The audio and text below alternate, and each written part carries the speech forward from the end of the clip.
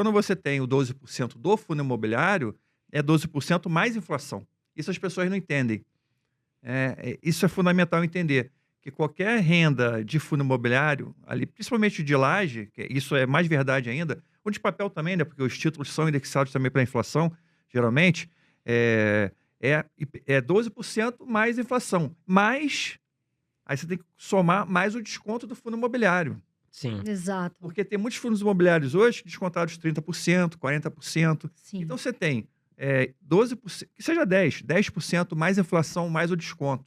Então isso, quando você calcula uma taxa de retorno, é muito maior do que qualquer título de renda fixa. Quais são esses fundos que são bons, na opinião de vocês? Boas ações que custam menos de R$4.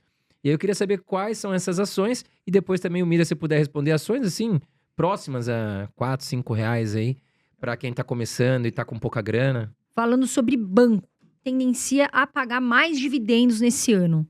Qual é esse banco? Conta pra gente, qual é o banco, o campeão aí que pode ser de dividendo? Olha, Falamos as preferências de vocês em bancos e em elétricas, que o pessoal gosta muito também. Quais são as preferências de vocês no atual momento, né? O que você tá olhando para esse cenário mais cíclico, falando em Vale e Petrobras, que são as maiores da Bolsa?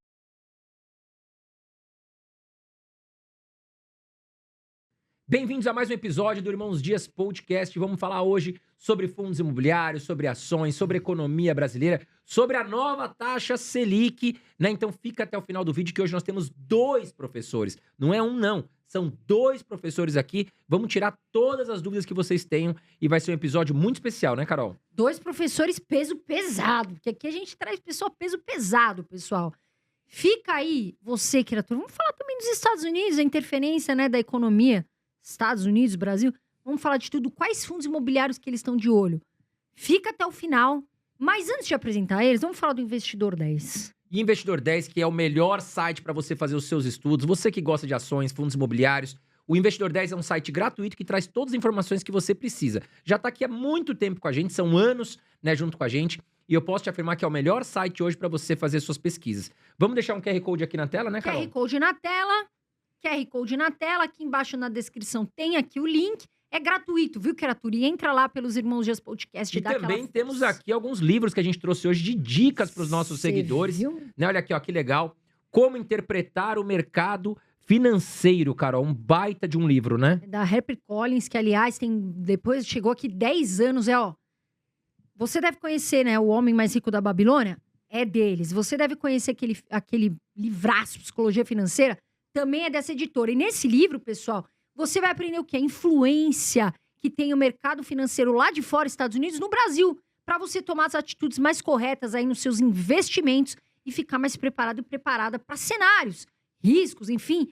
Esse editor aqui, ó, Lawrence J. McDonald, já trabalhou, inclusive, no Lehman Brothers, bancaço, e sabe muito, tá bom, pessoal? Então, aproveita essa oportunidade e lê esse livro para você tomar melhores decisões aí de acordo com os Estados Unidos, Brasil, a relação aí dos investimentos. E olha que legal, esse livro é indicado para investidores brasileiros que desejam conhecer as tendências econômicas americanas vigentes e como elas influenciam sua carteira de investimento, tá? Aliás, o livro também traz entrevistas aí com várias personalidades do mercado financeiro, como David Tepper e David Einhorn. Desculpa se eu não tô falando errado, que o sobrenome é difícil. E há uma extensa conversa também com o André Esteves, aí um dos fundadores do grupo BTG. Então, olha lá, como interpretar o mercado financeiro. Depois vamos falar de outros livros aqui que a editora mandou para nós também, Carol. Isso mesmo. E aí, Andrezão? E aí, professor Mira, essa celebridade que está conosco aqui sempre, e o professor Vicente Guimarães, que é a nossa outra Só um detalhe, Carol, esquecemos de falar. Onde encontrar o livro? Vamos deixar o QR Code e na descrição do vídeo. Vamos deixar o seguinte, ó, nós vamos deixar o link aqui embaixo na descrição do episódio, tá? Lá na Amazon, lá vocês vão encontrar também aí o livro, tá? Inclusive aí, o livro ele tem um selo muito especial, né, Carol? Então, essa editora é maravilhosa, pessoal, não é por nada. Psicologia Financeira, todo mundo já leu.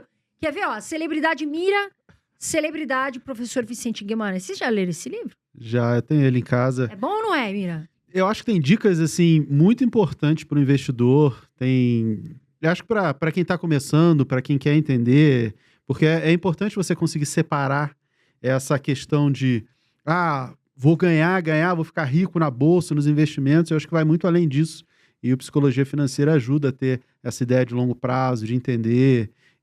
Eu digo que acho que a maior ferramenta do investidor é a disciplina, né? Mais do que, vou descobrir o melhor investimento. Acho que a disciplina e ter essa percepção, acho que é importante. Por isso que o livro ajuda muito.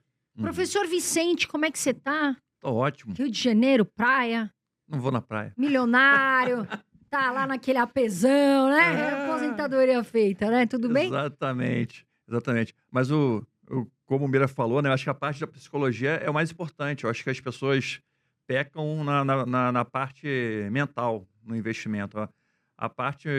Investir não é tão complicado. O que é mais difícil é a pessoa ter Emocional, né? a parte emocional, uma consistência de longo prazo, para chegar nessa sonhada liberdade financeira, né? Então, aquela frase que o Warren Buffett falou. O Warren Buffett está se aposentando agora, né? 94 anos. Está nos deixando aí na aposentadoria, mas ele sempre fala que investir não tem mistério, né? O problema é que as pessoas querem ganhar dinheiro rápido. Calma lá, criatura. Calma lá. E foi engraçado, você falou do Warren Buffett, é que ele anunciou a aposentadoria e eu vi um monte de gente nos grupos de WhatsApp falando, nossa, teve que trabalhar até os 94 anos para conseguir se aposentar, não aproveitou a vida, Oh, meu não curtiu Deus. a vida, não aproveitou a vida, não adiantou nada juntar tanto dinheiro. E aí eu fico questionando, o que é aproveitar a vida, né? Deixa o Eu acho que ele cara, fez o que pô. ele queria fazer da vida dele e Ele tá tudo gostava bem. de acordar e Deixa trabalhar. ele. O cara às É. vezes não trabalha, o pessoal que não se aposentou acha que também é uma beleza. Pô, vou ficar com as pernas para assistindo Netflix. Cara, chega uma hora que o cara que tá acostumado a trabalhar, o cara não aguenta esse tipo de vida, né, meu? Então, legal que esse livro, então, ele vai ajudar bastante Oh. as pessoas a como interpretar melhor o mercado financeiro. Mas vamos começar aqui a nossa entrevista com o professor Vicente e o professor Mira. E a gente tá com uma taxa Selic aí, chegando em 14,75%, né? O Boletim Focus também já coloca como taxa final para dezembro aí de 2025, 14,75, diminuiu de 15 para 14,75. E vocês acreditam que chegamos então no final do ciclo? Qual que é a opinião dos professores aqui? Não vamos subir mais do que 14,75? O que esperar do mercado daqui para frente? Bom, eu acho que depende muito da condução de política fiscal. A expectativa é que se mantenha 14,75 até 15, de repente. A nossa projeção da VG Research é essa. Mas isso dado o que vem acontecendo hoje, né? Se houver uma piora na política fiscal, acho que isso pode gerar uma série de problemas na parte econômica, inflação, e isso pode ter como remédio mais amargo ainda um novo aumento de taxa de juros. Então, dentro do cenário atual, nada mudando, a gente entende que esse 14,75, esse 15 ou 15 até, né, pode ser o topo, né, dessa curva, mas tentar adivinhar para onde vai os juros é igual tentar adivinhar para onde vai o dólar, né? É difícil. Não dá para adivinhar o futuro. Então, a gente sempre toma decisões baseadas no que está acontecendo hoje. Vai que daqui a 3 meses sai uma medida populista que vai aumentar o gasto, que vai vai dobrar o Bolsa Família, ou que vai aumentar, sei lá, qualquer coisa que for aumentar muito o gasto público, isso vai ter repercussão, né, na economia e vamos ter aí impacto na taxa de juros também.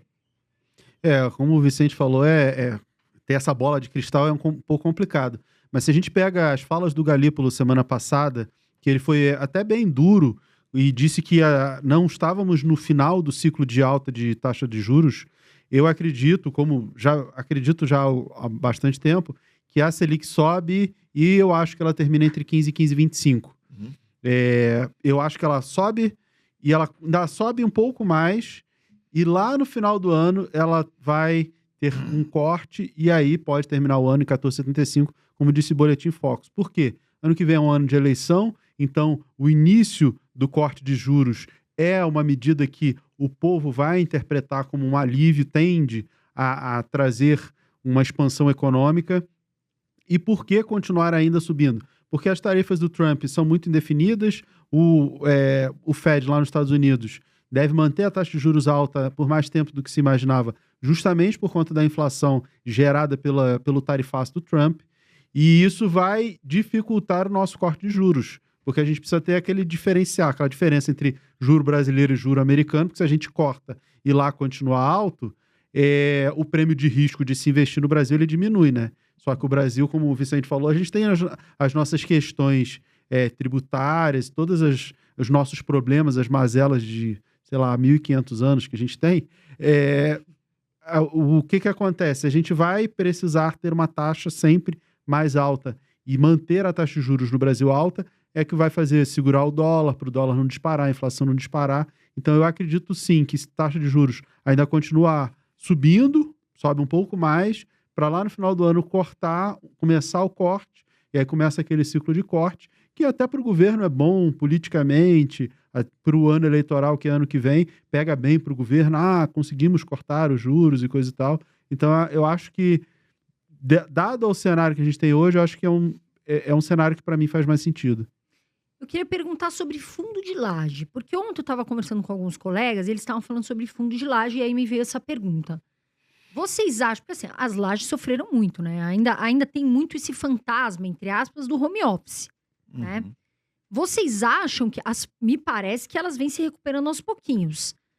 Os fundos de lajes que valem a pena olhar para um investidor que quer olhar para a laje para o longo prazo, quais são esses fundos que são bons na opinião de vocês? Acho que antes até cabe uma outra pergunta, de como ficam os fundos imobiliários daqui pra frente, no geral, né? Antes da gente entrar em lajes, Sim. acho que é interessante a gente falar o que acontece com os fundos imobiliários com essa taxa chegando a 14,75, né? E o que está acontecendo atualmente com os fundos, né? Que deram uma recuperada boa nas últimas semanas, né? O que acontece? A alta da Selic não muda nada para fundo imobiliário. Por quê? Assim, pelo menos na visão dos analistas, de profissionais de mercado, porque isso tudo já está no preço. Desde ano passado, que já se projetava a Selic a 15.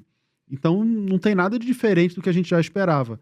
O que muda a precificação dos fundos imobiliários de tijolo, principalmente, é o juro futuro. É a expectativa de juros para daqui a 10 anos, principalmente para daqui a 10, 15 anos, que a gente usa no valuation para esses fundos. Esses títulos do Tesouro, taxa IPCA mais tanto para daqui a 10 anos, é o que costuma ser utilizado. E aí, isso aí é que acaba interferindo mais na precificação. A gente tem uma recuperação recente, esse primeiro semestre, a gente teve uma recuperação no mercado.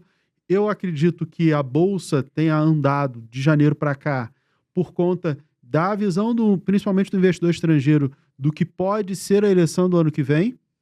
Então, é difícil de desassociar a política, né, no movimento da Bolsa, mas muita gente começou a apostar que o governo atual não se reelege e o gringo, principalmente, o fluxo estrangeiro, ele está positivo esse ano na nossa Bolsa. Isso ajudou a recuperar. A proposta do governo de isenção do imposto de renda até R$5.000, ela acaba sendo benéfica para os fundos imobiliários, porque o governo quer criar uma nova taxação para quem ganha 50 mil por mês, 600 mil por ano, só que os rendimentos de fundos imobiliários ficaram fora nessa proposta. Então, isso incentiva o investimento em fundo imobiliário. A gente tem uma série de questões favoráveis. Isso fez com que o mercado de fundo imobiliário desse uma boa recuperada. Além disso, fundo de papel pagando mais por conta de inflação, que era algo que a gente já esperava no ano passado, e de fato aconteceu no começo desse ano. E isso também ajudou, você está pagando mais, as pessoas aceitam pagar mais caro na cota, e esse mercado valorizou. Agora, fundo de laje especificamente. Laje é basicamente o quê? Localização e ocupação. A ocupação dos fundos de laje está dependendo do quê? Crescimento econômico. As empresas crescem, elas expandem, precisam de mais espaço, alugam mais imóveis. Quando elas fazem isso, a vacância diminui, o preço do metro quadrado cai. Só que esse é um cenário muito comum em taxa de juros em queda ou já baixa. Se a gente tem uma taxa de juros alta, esse mercado ele tende a sofrer um pouquinho. Mas e o home office? O home office meio que está ficando um pouco de lado, né? O home office vai acabar com os imóveis. Essa ideia, eu acho que ela já não existe mais. Muitas empresas estão partindo para o híbrido, que eu acho que é o que deve ficar para sempre, né? Um modelo mais híbrido, e algumas até para o modelo 100% presencial. Mas eu acho que a geração Z, ela acaba gostando mais do híbrido ou só do home office. E se a gente fala mas a geração Z é o pessoal que é mais novo, mas daqui a 10 anos a maioria vai ser geração Z. Né? Uhum. Então, como eles gostam mais desse modelo, eu acho que o modelo tende a ficar um modelo mais híbrido, e os fundos de lajes, eles apanham um pouco nesse cenário e devem se valorizar quando a taxa Selic cair. eles deveriam ter valorizado quando a taxa Selic estava 2%, só que aí você tinha pandemia. Sim. Então tem um valor ali travado, a ser destravado em fundos de laje, mas é alguma coisa que leva alguns anos. Então tem oportunidade? Tem, mas para investidor de longo prazo. O que você Professor acha, Vicente, Vicente? o que você acha? Você tá de olho em fundo? Você tem fundo de laje? Acha que tem oportunidades, na sua Acho. opinião? Mira já falou tudo, pô. Não sobrou nada pra mim. Tô brincando. Mas os nomes, Não, mas assim. sobre preço, eu acho que o Mira fez foi brilhante aí na análise macro, né? Mas olhando micro para o preço dos fundos, eu acho que os fundos estão muito baratos hoje. Os fundos imobiliários, tanto de papel quanto de laje. É um ativo que eu vejo como muito interessante para o investidor. O investidor hoje está muito de olho na renda fixa, está muito focado na renda fixa, porque ele vê lá um CDI pagando 14%, de repente um IPCA mais 10%, um IPCA mais 9%, isso mexe muito com ele. E quando a gente vê um fundo imobiliário pagando 12% hoje de dividendos, isento, né, da inflação, a gente tem que entender que é 12% mais inflação, porque aquela renda ela vem de aluguéis que são reajustados pela inflação, por algum índice, IPCA, IGPM. Então, quando você tem o 12% do fundo imobiliário, é 12% mais inflação. Isso as pessoas não entendem. Isso é fundamental entender, que qualquer renda de fundo imobiliário, ali, principalmente de laje, que isso é mais verdade ainda, ou de papel também, né, porque os títulos são indexados também pela inflação, geralmente, é 12% mais inflação. Mas aí você tem que somar mais o desconto do fundo imobiliário. Sim. Exato. Porque tem muitos fundos imobiliários hoje descontados 30%, 40%. Sim. Então você tem 12%, que seja 10% mais inflação, mais o desconto. Então isso, quando você calcula uma taxa de retorno, é muito maior do que qualquer título de renda fixa que você tem Sim. hoje. Então eu vejo o fundo imobiliário de forma muito positiva por isso. E é um investimento muito seguro. Quem comprar agora dificilmente vai ter uma queda Susto um absurdo. susto, né? Lógico, renda variável varia, o preço varia, né? Mas de hoje em diante, dificilmente o preço vai cair muito, né? Eu acho que Sim. o preço já está bem achatado. Essa queda que teve, acho que foi de um momento ali e o preço rapidamente já recuperou, mas é um investimento que eu gosto muito e que eu sempre recomendo para os meus mentorados, meus alunos. E você tá de na olho, carteira. Vicente, na sua carteira, professor? Você tá agora, nesse momento, com fundo de laje que você gosta, enfim, que você acha que tá valendo a Olha, pena? eu acho que tem fundos aí muito, muito bons, né? De logística, são fundos bem legais. Fundo de shopping, né? Eu acho Mas que eu digo de laje. de laje, eu acho que BCRI, né? Acho que é um fundo legal. Tem um que eu acho muito interessante, eu acho que é o HTMX. HTMX, que é um Shopping, né? é um De não, shopping, não, desculpa, de hotel. é um fundo de hotel. É um fundo de hotel que ele está pagando 16% de yield.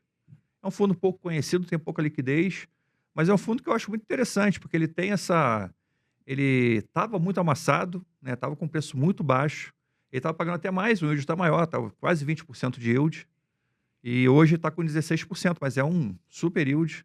É um fundo que tem, sei lá, 20 e poucos hotéis na sua Bandeira carteira. Ibis, né? São bandeiras Então, grandes. assim, são hotéis que estão sempre lotados e é um fundo que o pessoal não está muito de olho, né? E eu acho que é um fundo interessante porque também para diversificar um pouco, porque a pessoa fica muito lá no laje corporativa, logística, shopping, né? E você tem de repente, De hotel. ligado à hotelaria, eu acho interessante, né, ter isso também.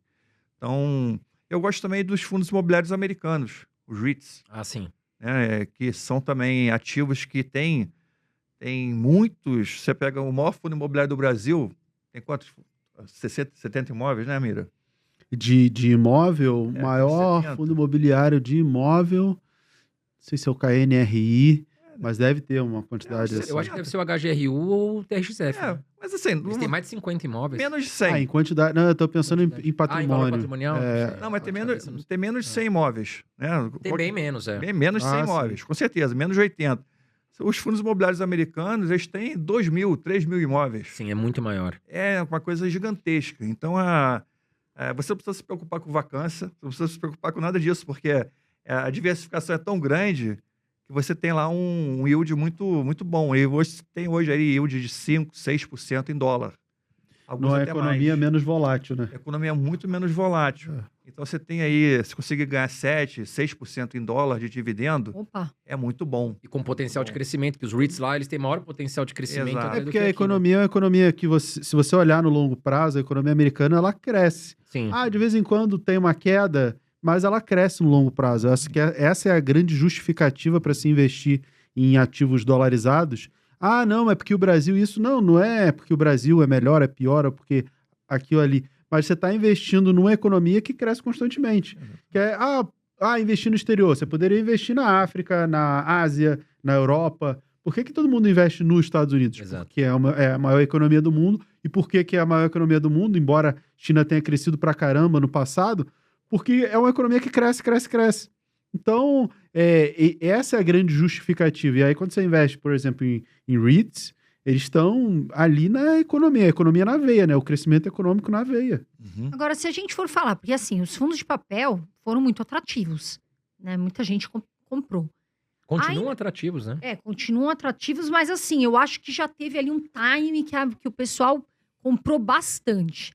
Vocês acham que ainda tem, por exemplo, fundo de papel que é bom e que esteja barato? Porque o Mira, da última vez que veio aqui, falou, ó, tem alguns que já estão ali mais caros, já bateu o preço justo. O que vocês acham disso? O fundo de papel, ele acaba acompanhando a inflação, porque a imensa maioria é atrelada ao IPCA, né? Você tem 3, 4 aí que são atrelados à CDI. Então, ele acompanha a inflação. Como a gente teve uma alta de inflação do ano passado para cá, isso já refletiu no dividendo, e o dividendo já pagou mais, e os fundos a cotação acabou subindo. Então, tinha muita coisa abaixo de valor patrimonial, e hoje em dia já está mais difícil. Os bons fundos já estão muito próximos de valor patrimonial, os de papel. Então, você consegue outros fundos de papel abaixo do patrimonial e com desconto, sim. Mas, naturalmente, você vai ter que se expor a mais risco. Mas São aí ativos... qual, por exemplo, professor? Digamos assim. Eu acho que o CPTS, que é uma recomendação minha, ele está abaixo do patrimonial, ainda está bem abaixo, mas ele já está querendo meio que virar um FOF. Eu lembro que os mais tradicionais, eu gosto do KNSC, do HGRI, de vários de papel, eles já estão ali próximo do patrimonial, entendeu? Então, subiram bastante nas últimas semanas, né? O KNCR, que é mais para CDI, ele os grandes e bons fundos já estão ali perto do patrimonial. Você vai ter que procurar fundos mais arriscados se você quiser desconto. Nesse cenário de juros mais altos, de risco maior, se os juros está mais alto, é porque a gente tem um cenário de risco maior. Você, para buscar mais retorno, você vai ter que correr mais risco. É natural, tá? Uma vez que o que é menos arriscado já teve essa... Eu comprei bastante. Eu comprei mais de 1 milhão no primeiro semestre só de fundo imobiliário, justamente para aproveitar essa alta que acabou acontecendo. Era meio que esperado. Eu falei para os alunos no final do ano passado, eu falei, fundo de papel vai subir no começo do ano que vem. Era esperado. No Clube FI a gente já tinha feito essa análise também. E o que aconteceu? O fundo imobiliário ele é muito interessante porque as pessoas, elas acabam... O investidor, pessoa física, que é a maior parte que investe em fundo imobiliário, ele é reativo, né? O fundo está pagando lá 1% ao mês. Aí naquele mês ele pagou 1,10%, ele pagou, anunciou, vai todo mundo lá e compra. Depois que ele anunciou, né, assim, se você comprar, talvez você não receba 1,10 no próximo mês, mas a galera vai e reage. Uhum. Da mesma maneira, ele tá pagando 1,10, ele passa no mês seguinte pagar 1, todo mundo vende porque acha que ficou ruim. Ninguém faz a mínima análise. Um aluno meu estava perguntando de alguns fundos, o RPR, por exemplo, que caiu pra caramba o dividendo, a cota caiu, mas eles estão fazendo investimento, é um fundo de muito mais risco, né? É um high yield, é um high risk, que eu brinco, né? Tem muito mais risco. Mas aí ele falou, não, mas ele tá fazendo investimento, de repente ele vai voltar a pagar. Eu falei, se ele voltar a pagar, a cota volta a subir, porque as pessoas olham apenas o dividendo. O investidor ele é muito reativo. Então, se a gente tem um dividendo maior, a cota sobe. É natural. Sim. Por isso que parte do mercado subiu também por isso. Professor Vicente, você gosta mais de fundo de papel ou fundo de tijolo? Se a gente fosse falar hoje, assim. Eu gosto dos dois. Eu queria todos, né? Tem que ter a carteira diversificada, né? Eu já vi há algum tempo, até alguns 2020, aquela época que o fundo tava bem na moda, né? Que a taxa de juros estava 2,5, né? E tá todo mundo falando de fundo imobiliário, o pessoal indo para fundo imobiliário. Eu já vi muita gente falar aí, vou comprar só fundo de papel, né? Então, eu acho que, lógico, estava muito atrativo naquela época o fundo de papel, mas tem que ter uma diversificação, né? Você tem uns fundos de papel que pagam 15%, 16% aí de yield com uma certa segurança, sem muita maluquice, mas tem fundos de papel hoje que não tem como entrar, né? Você tem que ter muito cuidado. Você vê um dividendo lá de 20%, 25%, já suspeita que tem alguma coisa esquisita naquele fundo. Mas eu acho que o ideal é o investidor ter uma Diversificação. Né? Eu gosto de 30%, para não deixar de falar número, eu sempre falo, cara, bota 30% em fundo de papel e 70% em fundo de tijolo, né? De repente uns 20% em FOF também. Eu acho que FOF tem seu valor, você está ali no mercado, e uns 50% em fundo de tijolo, ou 60%. Então, acho que depende muito do investidor isso também. Mas eu não tenho preferido, né? Eu entendo que o fundo de papel ele pode ser um pouco mais volátil, né? Ele tem oportunidades boas também. Você tem muitas oportunidades boas de fundo de papel. Mas eu gosto de ter uma carteira bem diversificada, né, em fundo imobiliário. Eu sendo assim, bem sincero, fundo imobiliário não é a minha maior especialidade, né? Que ações, né? Hoje Aliás, eu vamos falo de entrar ações já nisso. já. o fundo imobiliário eu comecei a investir, por incrível que pareça, depois de 2017, 2018. Então, até um investimento que eu comecei por conta dos meus próprios analistas que estavam na casa junto comigo, né, Sim. na VG Research, que eles falavam, tem que ter fundo imobiliário também. Eu via, aí eu comecei a ler os relatórios, comecei a entender as oportunidades que tinham ali, né, e eu comecei a investir em fundo imobiliário. Então, foi ali que eu comecei a botar o pezinho, e gostei muito, né, é um ativo que eu sempre recomendo para quem gosta de dividendos, né, quem quer formar renda passiva, é um Ótimo. investimento sensacional. Agora, qual o sentimento das pessoas que acabaram vendendo os fundos imobiliários, né? Como é que fica a cabeça dessas pessoas que venderam o fundo imobiliário quando estava tudo em queda para migrar para renda fixa e agora vendo os fundos imobiliários retomarem os seus preços, né? E a renda fixa começou a dar uma caída. O que está acontecendo, professor Vicente e professor Mira? Por que a renda variável começou a dar uma recuperada agora, sendo que a taxa Selic ainda não mostrou que está em queda? A taxa Selic subiu, na verdade. E pode subir mais. Mas parece que o mercado já está mostrando aí que uma recuperação antecipada, né? Queria que vocês explicassem esse movimento. O mercado sempre antecipa, né? Ele sempre busca antecipar os movimentos da economia, da taxa de juros. Já está antecipando, como o Mira falou, um pouco a eleição do ano que vem, né? Uma expectativa aí que mude o rumo da política. Você queria falar de política, mas já falando, né? Que mude um pouco o rumo de política econômica, uma política mais austera, mais pró-mercado, mais focada na economia, né? Então, isso também tem atraído, né, os olhares dos investidores e do mercado, do investidor estrangeiro também, que está voltando agora para a Bolsa. E a Bolsa está muito barata. Você vê que, apesar de tudo, de toda a confusão política, toda a confusão institucional, tudo que se fala, né? A Bolsa não caiu. A Bolsa não caiu de 120 mil pontos em nenhum momento. Eu só falo, meu Deus, tem crise na Bolsa, Vicente, o que está acontecendo? Aí você olha para a Bolsa, está 125 mil pontos, está 120 mil pontos. A Bolsa tem se mantido, apesar de todo esse cenário que parece um cenário de caos, né? Mas, na minha visão, não é ainda, né? Mas você vê que a Bolsa não cai, o mercado não deixa, porque o mercado sabe que a Bolsa está barata, sabe que as ações estão baratas, sabe que os fundos imobiliários estão baratos. E quem vendeu lá, de repente, com medo, né? Porque trocou o presidente, porque agora vai ser assim, vai ser assado, vou para a renda fixa.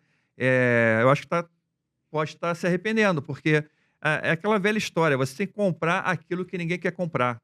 Sim. Você tem que ser otimista quando todo mundo está pessimista.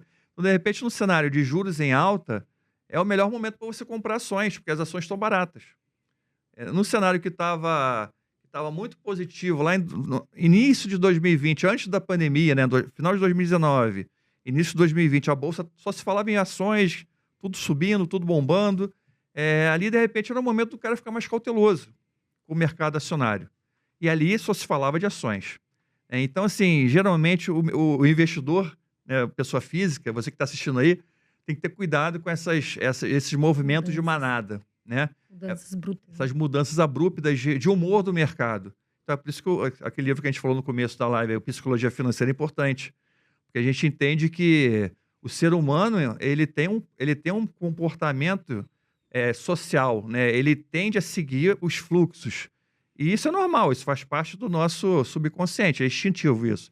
Se a gente vê que está todo mundo falando mal de uma coisa, eu vou querer sair daquilo, né? E se ninguém está falando de ações, pô, será que eu vou investir em ações? Claro que não, ninguém está falando. Exato. Então, assim, você ter essa visão de ir contra o fluxo da manada, isso é muito complicado para o investidor que está lá sozinho, aprendendo a investir, né? É por isso que é legal ele ter um educador financeiro, ter um consultor, ter alguém que ajuda ele a entender um pouco o mercado. Eu até ia perguntar isso pra você, Mira. O que você acha, vocês que lidam com isso, principalmente o Mira, né?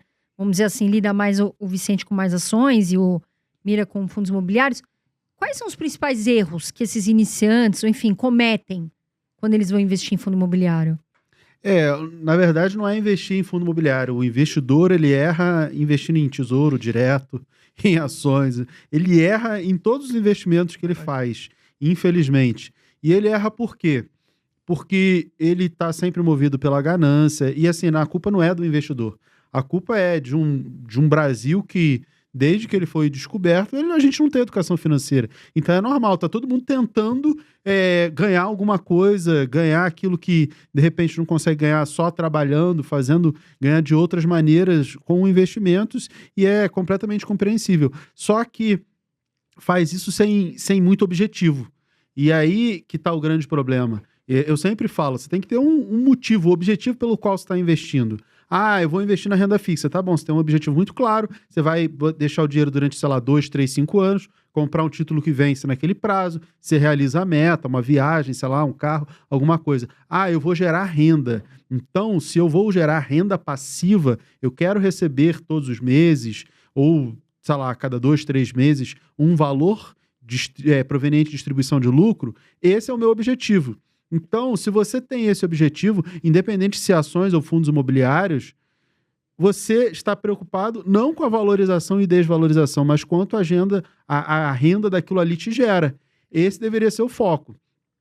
Mira, eu não estou preocupado com renda, eu estou preocupado em valorização. Beleza, não tem nenhum problema. Eu sou trader, eu adoro fazer trade com opções, com ações, eu opero bem mais. O fundo imobiliário, geralmente, eu deixo quieto lá, não mexo tanto, só vou equilibrando a carteira. Às vezes ela está mais, como estava no passado, 30% papel, 70% tijolo. Agora, já, uns 6 meses eu fui migrando ela aos poucos, está 50-50, porque eu sabia que papel ia valorizar. Mas eu deixo lá, eu opero e movimento mais ações por conta das opções, porque eu gosto do mercado de opções. Vicente também é outro que adora mercado de opções.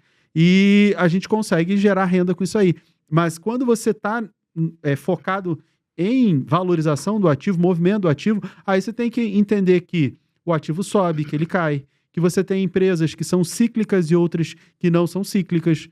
Sim. Por quê? A empresa é cíclica, aquela que depende de taxa de juros, quando está baixa, vende pra caramba, que é a característica do varejo, essas empresas vão sofrer com taxa de juros alta. Se você não entender isso, você vai achar que a bolsa é um grande cassino. Eu vou comprar Petri e Vale. Tá bom, é cíclico com minério e outra com petróleo. Então, você vai ter que entender os ciclos para poder comprar barato e vender caro. Sim. E aí você tem que entender um pouquinho também de valuation, que é a valorização das ações. Se ela tá cara, se ela tá barata.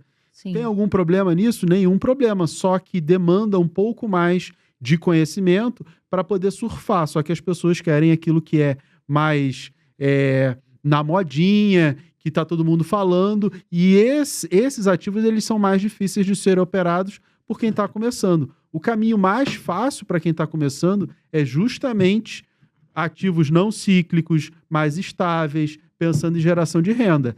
Eu, se estivesse começando hoje, focaria nesse tipo de ativo. Banco, elétrica, saneamento, seguradoras, porque essas não sofrem tanto com ciclo nem de juros, nem de commodities, nem de nada disso.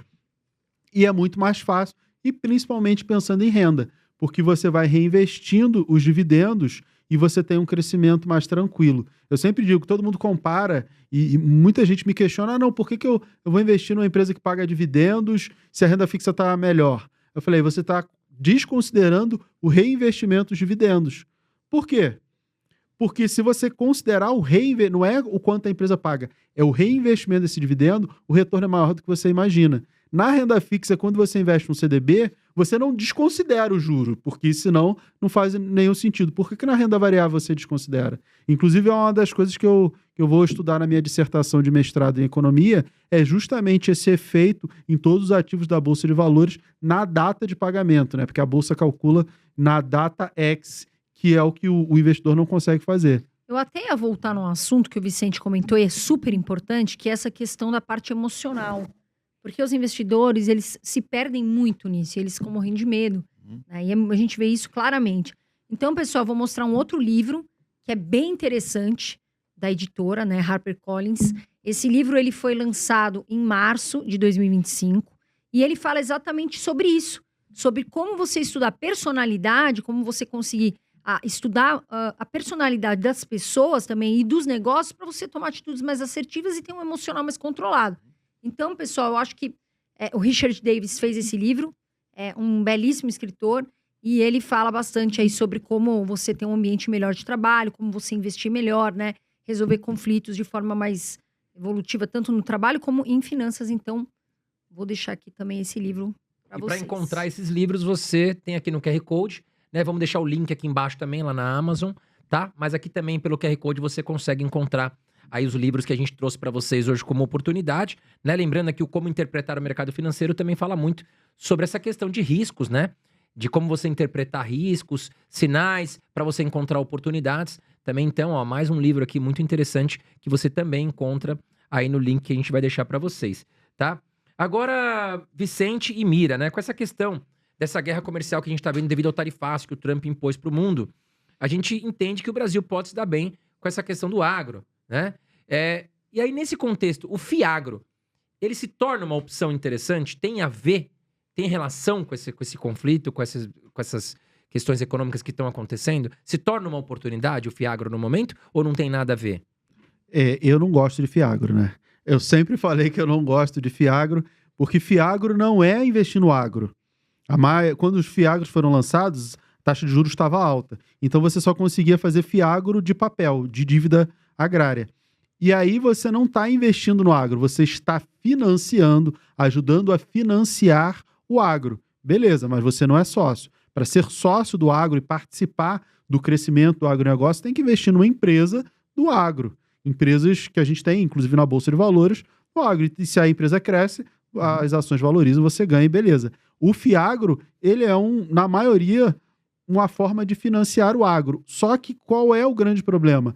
Ele financia geralmente pequenos produtores, que são os mais sensíveis às oscilações de clima, de tempo, de plantação e de um monte de coisa. Então, a gente teve problemas em vários FIAGROs por conta disso, porque você acaba financiando o pequeno, que é quem mais sofre. Eu não gosto de FIAGRO, eu acho ele mais complicado. Mira, mas o que tinha que dar de problema já deu. É porque eu penso assim, se eu quiser tomar mais risco, eu opero ações, derivativos, opções, que é o que eu gosto de fazer. Para mim, fundos imobiliários, FIAGRO, qualquer coisa, é a parte mais tranquila da carteira. Não é para ficar esquentando a cabeça. Mas eu quero alguma coisa que valoriza. Tá bom, eu faço uma operação com opções para ganhar 100, 200, 500, 1000% na operação. Para mim é mais confortável. Que inclusive eu tenho como defender, né? Deu errado, eu vou rolar, vou fazer um monte de coisa e de boa.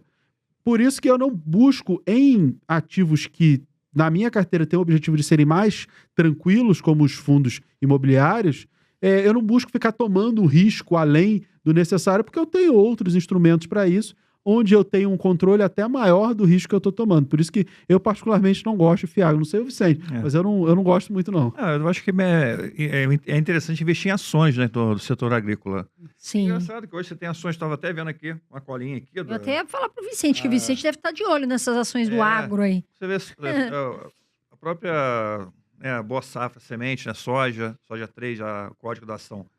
Aí, R$10, já chegou a 20, né, tá metade do preço. A Raízen também é produtora de álcool.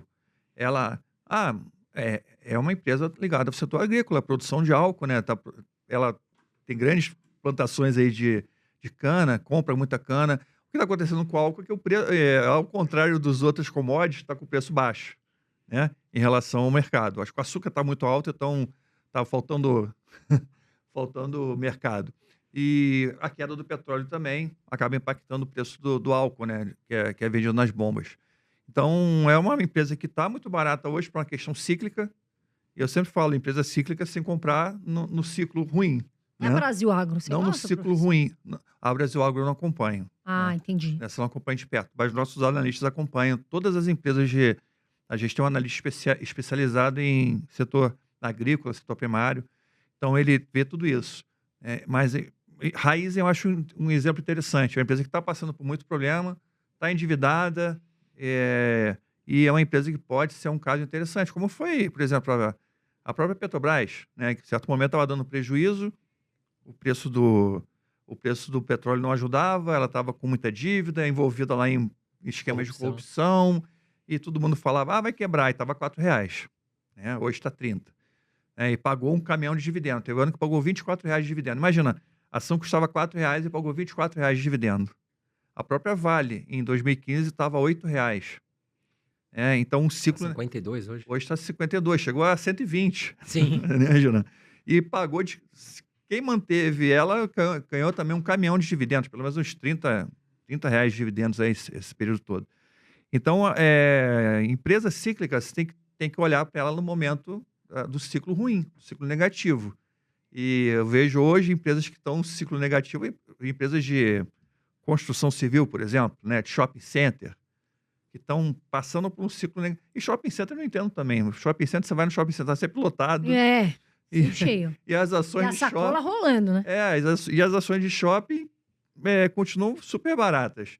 Né? E algumas construtoras também bombando de vender, pagando 30% de dividendo e o pessoal deixando ela lá largada de lado. A MRV parece que estava num momento bom, né, para investir. A MRV caiu bastante, ela chegou a R$5. Ela fez uma bobagem, investiu numa empresa americana, né, e cometeu, eu acho que aquela coisa, né, time que está ganhando não se mexe, né? Eu ia falar o contrário, eu ia falar, time que está se mexendo não se ganha. Às vezes não ganha também. Então, assim, time que está ganhando não se mexe, o cara tá tudo certinho lá e fazendo investimento certinho. De repente, vou comprar uma empresa americana. Nada a ver com o que ela faz, né? Que é imóveis Minha Casa Minha Vida, e que tem a venda consistente, né? Mesmo com taxa de juros alta, onde isso não afeta. E ela compra 5. Mas ela abriu uma oportunidade, a janela de oportunidade. Já estava 15. Ô, professor, então vamos entrar agora no bloco de ações. Falamos Vamos lá. bastante sobre fundos imobiliários. Olhando o atual cenário, o que o investidor deve estar mais de olho aí? Você citou algumas questões de empresas cíclicas. Vamos falar então de Petrobras e Vale, por exemplo, que são empresas bem cíclicas, né? O que você acha dessas empresas no atual momento? Que Vale, por exemplo, tá ali nos 50, não sai disso, né? Mas pagando bons dividendos. A Petrobras também tem essa questão do petróleo que caiu bastante com esse conflito do Trump junto ao mundo. O que você está olhando para esse cenário mais cíclico, falando em Vale e Petrobras, que são as maiores da Bolsa? As duas estão sofrendo um pouco com essa questão da commodity internacional. Então, elas têm essa ligação muito forte com o preço internacional do petróleo e do minério, mas são duas empresas que eu vejo que têm vantagens competitivas importantes. A Petrobras por mais que existam, né, questões ali conflitantes, é a empresa que tem a maior tecnologia de exploração em águas profundas do mundo. Então, assim, ela é líder de mercado disso. Ela tem muitos poços ainda tem muita área de extração, né, que ela pode extrair com custo baixo, porque o maior custo da empresa é o custo de prospecção. Então, hoje praticamente tudo está prospectado, ela está extraindo óleo, fluxo de caixa na veia. Você tem um campo lá do norte, que é esse nome agora, lá na Amazônia, né?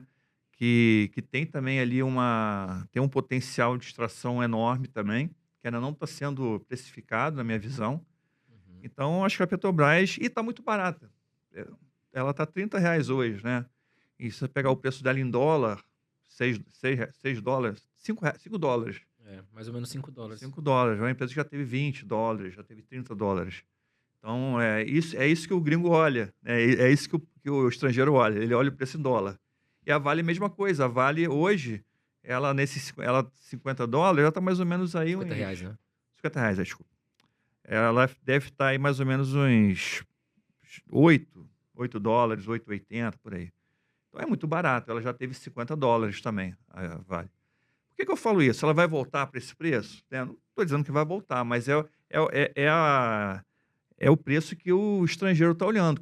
Os fundos estrangeiros, a maioria dos fundos estrangeiros, quando eles olham para o Brasil, eles pensam Vale, Petrobras. E se o cara conhecer um pouquinho mais... Não, o normal é Vale e Petrobras só. Se o cara conhecer um pouquinho mais, ele conhece o Banco do Brasil e Itaú. Sim. O cara que é especialista em Brasil. Entendeu? Eles não conhecem nada do Brasil, né? E acham que a capital do Brasil é Rio de Janeiro. Então, Sim. esses caras aí não conhecem tanto, assim. Empresas maiores que eles conhecem. Então, é isso que eles olham. Então, acho que a Vale também está muito barata. Quando eles virem mais pesado pro Brasil, que ainda talvez não chegou o momento, porque a gente precisa decidir aqui para onde vai a nossa política, né, em 2026.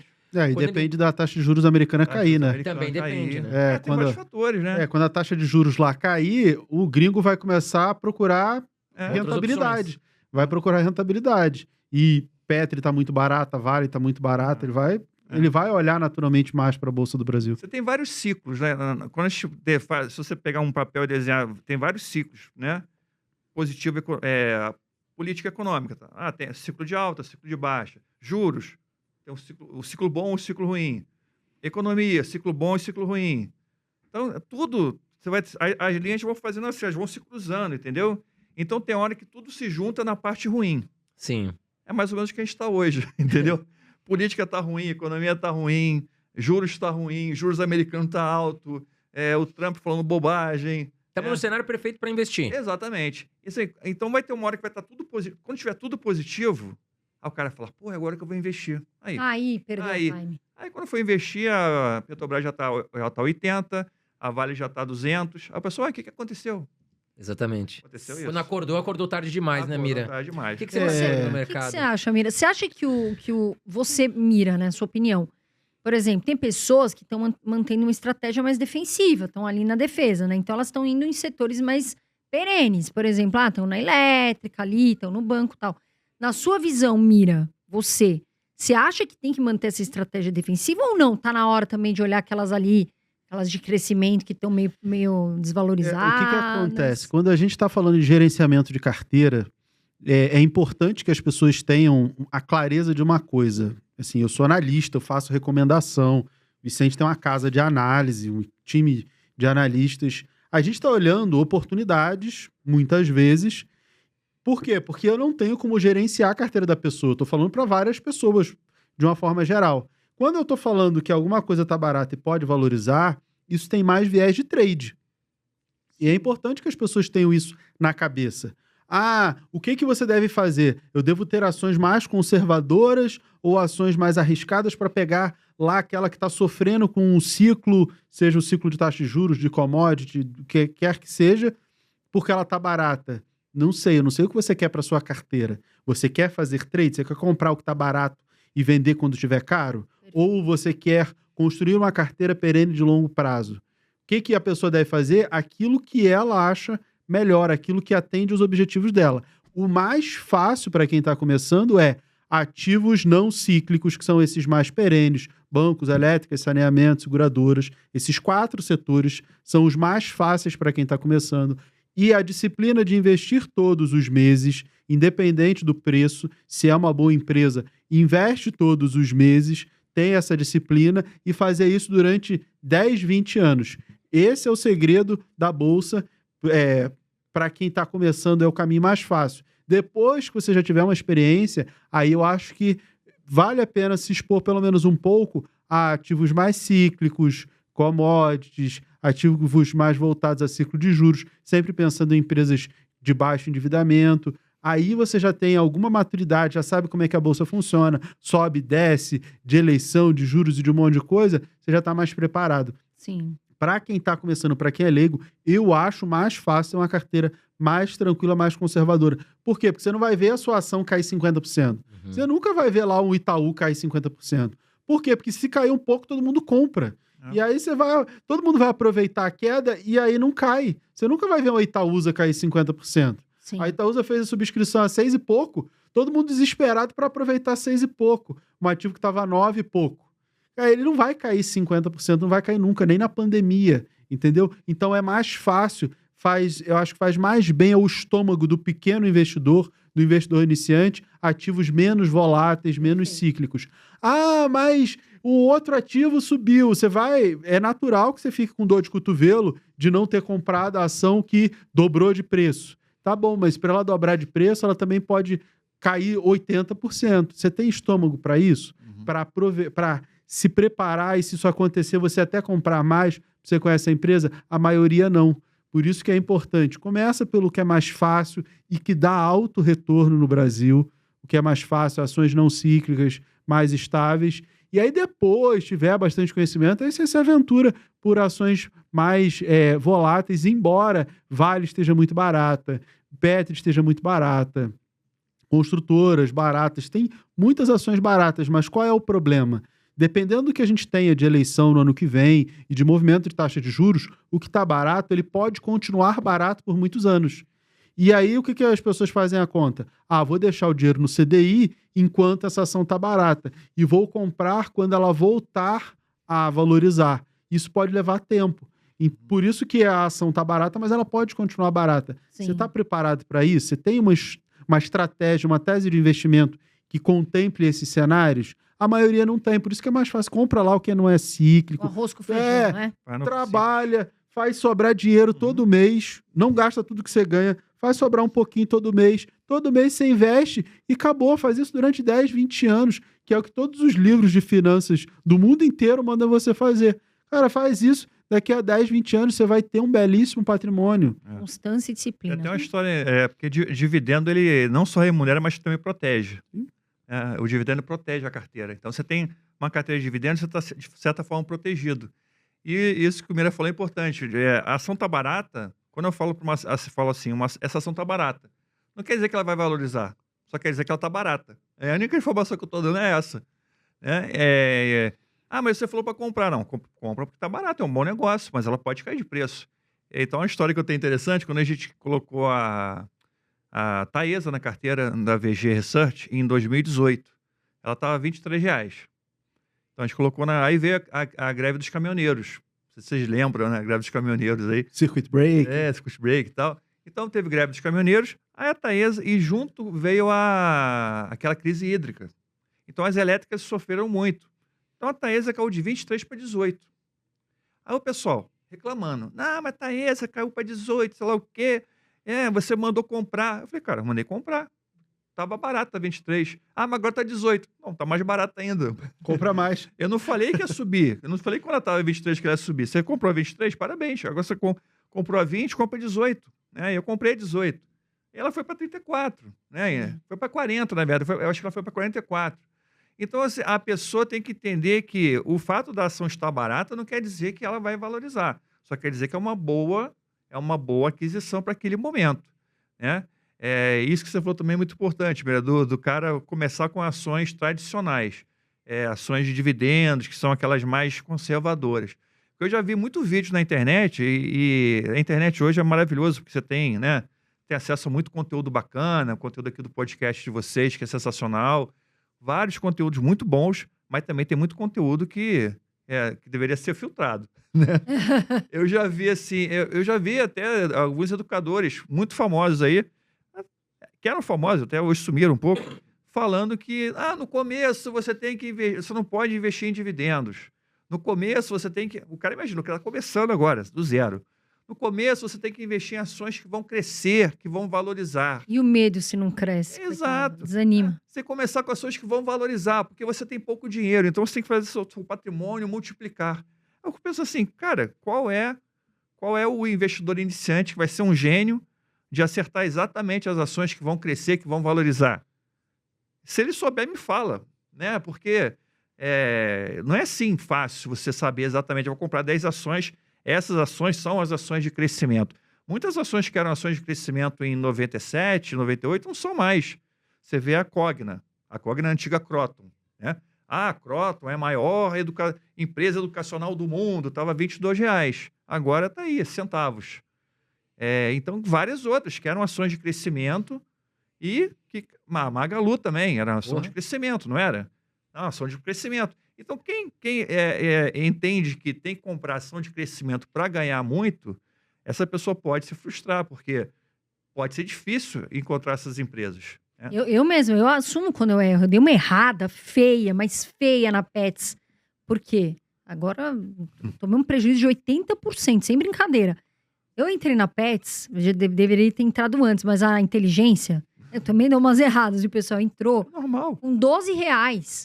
E ela desceu. Quando eu vi minha carteira da Pets, eu falei... E eu fiz isso por causa dos meus bichinhos. Falei, pô, todo mundo gosta de animal, né? Vou dar uma ajudada ali. Me lasquei, bicho. Ação cíclica, né? É uma empresa de varejo. Me tá lasquei, ligada Mira. à taxa de juros, as pessoas... tem um bichinho, mas você vai procurar uma outra alternativa, um produto mais barato. Tomei pra um cuidar do prejuízo seu- de 80%. Mas é também. normal. Já vendi, já. Não, mas é IPO normal. também, né? O IPO também, recente. Então, aí eu me achando, né? Entrei na Pets, tal, dei uma errada, Mas deslizou. a empresa é cíclica, ela tá ligada ao ciclo de taxa de juros. Juros altos, o consumo vai reduzir. As Você vê pessoas... como as pessoas erram também? Mas é normal. É normal. Agora, professores, né, no caso. Os dois vão saber responder porque eu vi no canal do Vicente, mas eu sei que o Mira também tem uma carteira para R$ 50, montar uma carteira com R$ 50. Eu vi um vídeo no canal do Vicente, muito legal, que fala boas ações que custam menos de R$ 4. E aí eu queria saber quais são essas ações e depois também o Mira, se puder responder ações assim, próximas a R$ 4, R$ 5 aí, para quem tá começando e tá com pouca grana. Eu posso falar algumas, né? Eu acho que... Eu não sei se já passou o preço, mas eu acho que uma das que eu falei foi a... Ó, tem que ter mesmo, eu tô ficando velho, o negócio de memória tá brabo. Mas eu também tô assim. Uma das que eu falei com certeza foi a Mitre, né? A Mitre é uma construtora, tá 3 e pouco, 3,28. E a Mitre é uma empresa que eu acho que é uma das mais baratas do Brasil hoje. É uma construtora, uma empresa que tem lucro, tem receita crescente, tem lucro crescente, não tem dívida, paga dividendos. O preço dela caiu tanto que o dividendo dela, hoje ela tem 35% de dividend yield. Ô, louco. E não é o dividend yield não é o dividend yield fake, porque na verdade foi porque o preço dela caiu, né? O dividendo dela praticamente continua o mesmo. Então é um dividend yield muito alto. Então uma foi essa. A outra, R$ 3, eu falei 3 e pouco também. Cara, eu acho que uma das que eu falei também foi a Klabin, né? A Klabin a Klabin 4, na verdade, ela tá nessa faixa de R$ 4. Foi uma empresa também, é uma empresa que eu gosto muito também, investiu muito em vários projetos, Puma 1, Puma 2, Puma 3. Ela é uma gigante do mercado.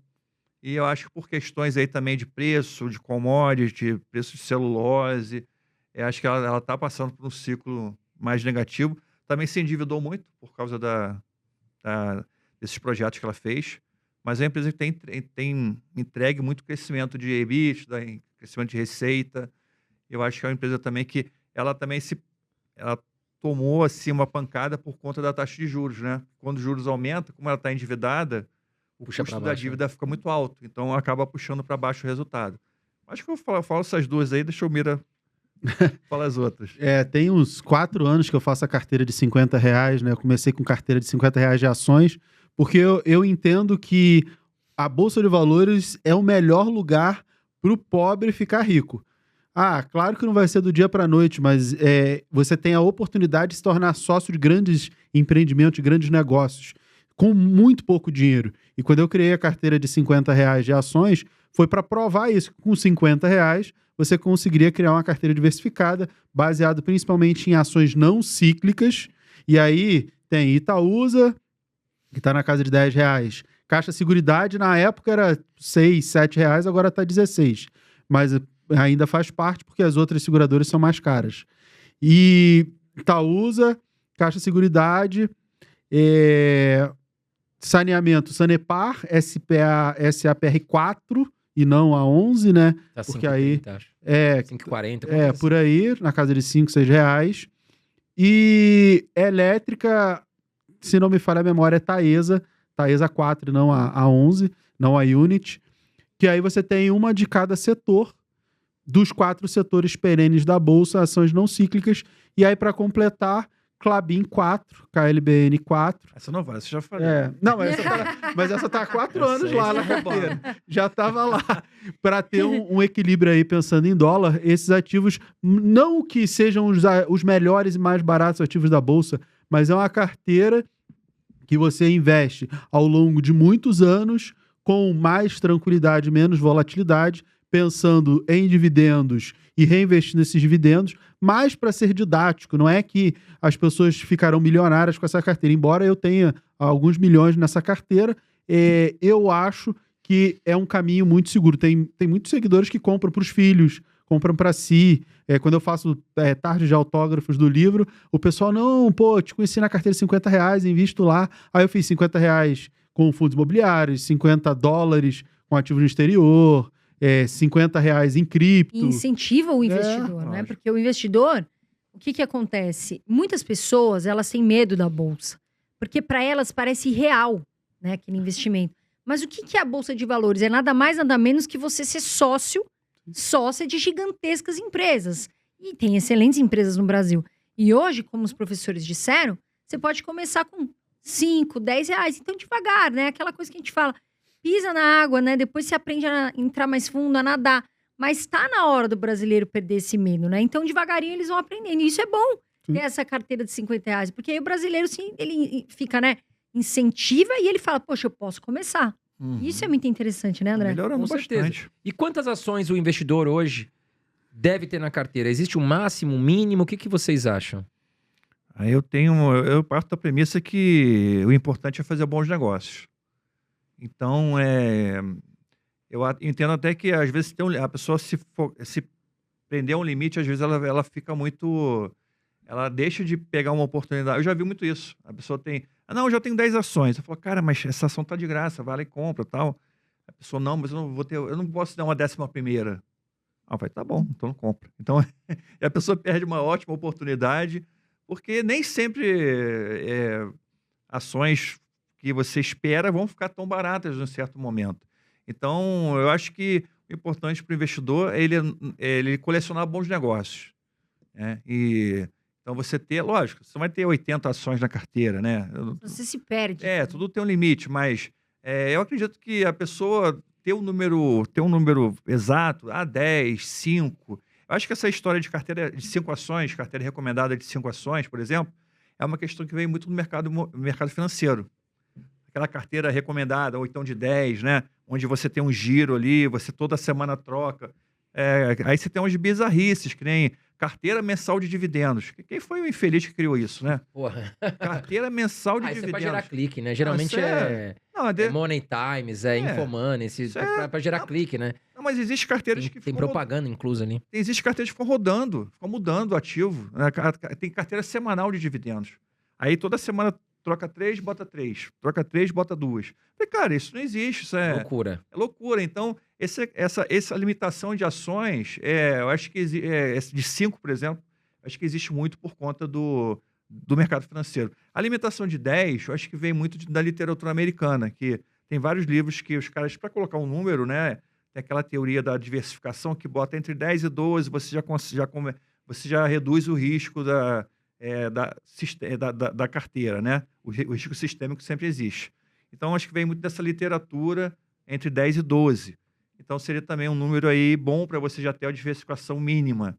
Mas, a partir daí, a pessoa pode ter 15. Eu devo ter umas 50 ações na minha carteira. Só ações, não misturando outros ativos. Só ações. Eu tenho ações brasileiras, ações americanas. Tá. Então, devo ter umas 40 ou 35 no Brasil. Lá fora, devo ter umas 15. Então, assim, para mim está ótimo, porque tem ações que eu comprei, em certo momento, não comprei mais. Uhum. A Taesa, eu comprei lá 18, 23, 20 e pouco. Quando ela chegou em 40, eu parei de comprar. Quando ela passou de 30, eu parei de comprar. E até hoje eu não comprei mais Não Taesa. precisou vender também, tá Não lá. precisei vender, tá lá, entendeu? Boa pagadora de dividendos, bom histórico. Entendeu? Então, assim, tem ações que eu compro, mas eu paro de comprar num certo momento. Eu compro outra. Eu não sou obrigado a comprar a Taesa. Porque quando a pessoa fala que você gosta de, tenho 10 ações, eu vou ter que comprar a Taesa, porque eu vou comprar mais o quê? É a única elétrica da minha carteira? Ainda tem aquela ideia maluca, né? Você tem que ter são 10 ações e cada ação é de um setor. Então, se o meu setor elétrico é só Taesa, eu tenho que comprar a Taesa a qualquer custo, Uhum. né? Ou Então, vender Taesa e comprar outra. ou vender Taesa e comprar outra elétrica, que eu também não quero. Então, eu posso ter 2 elétricas na carteira, posso ter 3 elétricas, entendeu? Então, a minha visão é essa. Existe um número mínimo para você ter uma diversificação mínima, mas o número máximo ali são as oportunidades do mercado que vão te colocar. Inclusive, a oportunidade de vender. Uma ação que ficou muito cara, você vai lá e vende, não precisa ficar com ela na carteira. Sim. Né? Desculpa, Mira, falei muito. Não, Não, mas tá certo, aqui é pra tecnicamente é fácil de responder essa pergunta, o Vicente até falou sobre isso. Tem o estudo de Markowitz, ele ganhou um prêmio Nobel por conta disso, pela fronteira eficiente, a eficiência da carteira, a melhor distribuição que você pode ter numa carteira para gerar maior eficiência. A gente está pensando em volatilidade e diversificação no quesito sistêmico e não sistêmico. Tem um risco que é tipo o risco Bin Laden, o risco de Torres Gêmeas, o risco da pandemia. Esse é sistêmico, tudo cai. E tem o risco não sistêmico, que é o risco específico. E esse risco, ele é minimizado pela diversificação. Se você tem um ativo, seu risco é 100%. Se você tem 2, seu risco é 50%. Ele vai diluindo. E aí, segundo essa teoria, se você tiver aí 12, 16 ativos, se você passar de 20, você começa a pulverizar a tua carteira e você já não tem o benefício da diversificação. E aí é importante que as pessoas entendam isso, que é focado em diversificação para diluição de risco. Por quê? Porque eu, por exemplo, tenho uns 40 ativos lá na carteira e tá tudo bem. Mira, mas você está pulverizando. Não, porque eu não estou focado em diversificação. Eu estou focado em diversos ativos geradores de renda, múltiplas fontes geradores de renda. É outro objetivo. Se fosse apenas para ter o objetivo de diversificação, quantos ativos eu teria? 12 ativos, que é o que eu recomendo para quem está começando. 12 ativos dos 4 setores não cíclicos da Bolsa, 3 ações de cada setor, acabou. Porque você tem consegue 3 acompanhar vezes 4, também, né, 12, professor? beleza, você tem lá a sua carteirinha de ações com os 12 ativos, você vai conseguir tranquilamente. Pega o ano tem 12 meses, pega cada mês, você estuda uma empresa. Passa aquele mês inteiro, estuda uma empresa. Porque ela não vai mudar de um mês para o outro. Nem de um semestre para o outro, vai ser muito difícil a empresa mudar muito. De um ano para o outro, talvez ela mude um pouco. Você consegue, ao longo do ano, estudar as 12 empresas, ter ali na sua carteira tranquilamente os 12 ativos, tá diversificada a sua carteira, tá tudo bem. De repente, com R$150, você consegue ter 12 ativos da sua Exato. carteira lá, 3 de cada setor dos 4 setores mais perenes da seguros. Bolsa. É o que você precisa pensando em diversificação, vai ter uma carteira diversificada, vai reduzir o risco. Para esse objetivo de diversificação, que é o que muita gente procura, 12 ativos é uma quantidade que está ok. Você pode ter 10, você pode ter 15? Pode. Mas 12 está ali no meio do caminho. Muito mais do que isso, você já perde o benefício da diversificação. Se você tiver outros objetivos, beleza, não tem problema ter mais. Mas entenda que o benefício da diversificação, ele vai perder o efeito. Então, Sim. 12 é uma quantidade ok para ações. O Markowitz, ele diz uma coisa que é muito importante, que é total de ativos na sua carteira. Não são total de ações, é total de tudo. Renda fixa, renda variável, ações, fundos imobiliários. Esse número de 15, 16 aí, você já teria uma grande diversificação, é contando tudo, porque você está pensando no movimento de cada ativo, ou seja, na volatilidade, desvio padrão e o conjunto disso aí na sua carteira.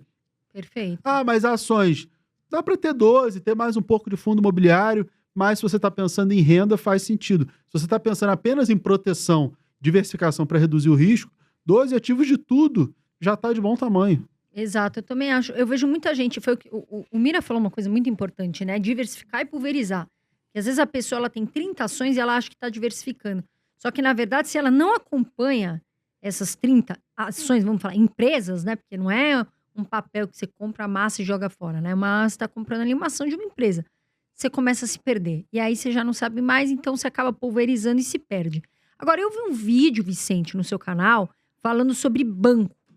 Qual é o banco, né, que tendencia aí a preferência? Depois eu quero saber a preferência de vocês, mas que tendencia a pagar mais dividendos nesse ano. Uhum. Qual é esse banco? Conta pra gente. Qual é o banco, o campeão aí que pode ser de dividendo? Olha, boa pergunta, hein? Mas assim, a gente tem algumas projeções que a gente faz na VG Research, aí com base, né, no caixa da empresa, de quanto que ela tem de provisão, quanto que ela tem de lucro esperado.